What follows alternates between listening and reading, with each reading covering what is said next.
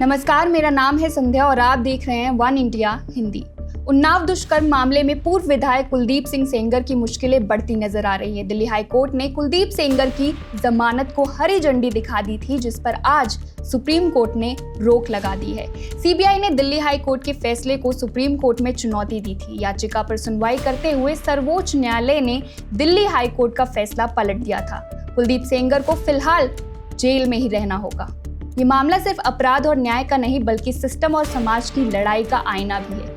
साल 2017 की वो घटना जिसने पूरे देश को हिला कर रख दिया था। उन्नाव की वो पीड़िता जिसने अपने न्याय के लिए आवाज उठाई और जिसके हौसले ने कई लोगों को सिखाया कि सच की राह कभी आसान नहीं होती।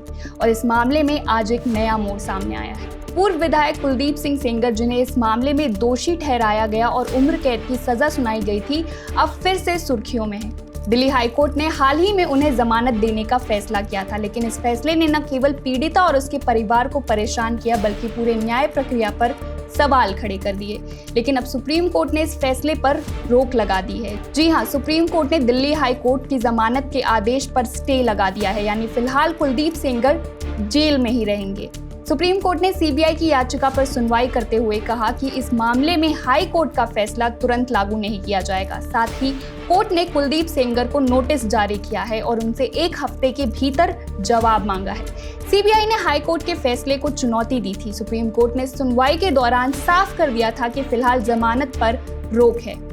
चीफ जस्टिस ऑफ इंडिया ने कहा कि इस आदेश का मतलब व्यक्तिगत स्वतंत्रता छीनना नहीं है, क्योंकि आरोपी पहले से ही एक अन्य मामले में जेल में है। हालांकि सुप्रीम कोर्ट के इस फैसले पर पीड़िता के वकील महमूद प्राचा ने पूरी तरह सहमति नहीं जताई। उन्होंने सुनवाई को लेकर कई दावे किए। आइए उन्होंने क्या कुछ कहा आपको सुनाते हैं। नहीं, जो इसको जीत कहेगा जो जीत कहेगा इसको वो धोखा देगा देश की जनता को भी और पूरी न्यायिक व्यवस्था को। सबसे बड़ा धोखा होगा अगर इसे जीत बोला जाए। मेरी बात सुन लीजिए, ये जीत नहीं है। जीत क्या है? इस बच्ची की क्या जीत होगी?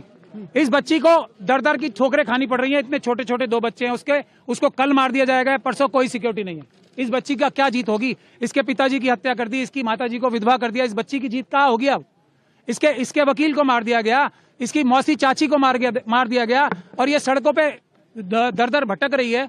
इसकी जीत होगी क्या? इसकी क्या जीत? बच्ची जो थी और इसका परिवार मुझसे ये रोज पूछ रहा था कि क्या अब हम अगले 5 मिनट जिंदा रहेंगे या नहीं रहेंगे। अब कम से कम मैं इन्हें ये बता सकता हूं कि आपके पास अभी बहुत छोटी सी रिलीफ मिली है। बिल्कुल हमें इसको विक्ट्री नहीं कहना चाहिए। मैं इसको विक्ट्री नहीं कह रहा हूं, ये विक्ट्री नहीं है।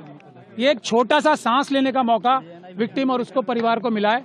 इसके अलावा इस फैसले को मैं कुछ भी नहीं देख सकता, क्योंकि जो सीबीआई ने जो स्टैंड लिया है, जो हमें डर था वही किया उन्होंने। बहुत लिमिटेड पॉइंट पे स्टैंड लिया है उन्होंने और जो हमारे सबसे मजबूत ग्राउंड थे उनको रेज ही नहीं किया, जो जजमेंट में भी मौजूद हैं। और अगर सीबीआई के पास तो हमारी रिटर्न सबमिशन भी मौजूद थी ना, जो हमने हाईकोर्ट में फाइल की थी, ना उन्होंने हमसे कंसल्ट किया ताकि हम उनकी पिटीशन बेहतर बनाने की कोशिश करते, ना उन्होंने हमें पार्टी बनाया और कोशिश ये की कि हमें लास्ट मोमेंट तक उनकी जो एसएलपी फाइल है वो भी ना मिले। इसी जजमेंट में लिखा हुआ है कि कुलदीप सिंह सेंगर साहब ने पंचायत होल्ड करके सबको बुलाया था अपने सामने और ये बोला था कि केस फाइल करो या ना करो, ये मैं तय करूंगा। इस तरफ की बातें इसी जजमेंट में लिखी हुई। तो हमें ये भी बोलने का मौका नहीं मिला। हमें ये भी बोलने का मौका नहीं मिला कि जो दूसरा मेजर इशू है जिस वजह से ये सस्पेंशन दी गई थी, तो वो इसलिए दी गई थी कि सिर्फ 7 साल की मिनिमम सजा है। अब जब मिनिमम सजा इतनी है तो इसको छोड़ देना चाहिए। ये एक ग्राउंड था जो हम चैलेंज करेंगे भी, अभी क्रिटिसाइज भी करेंगे।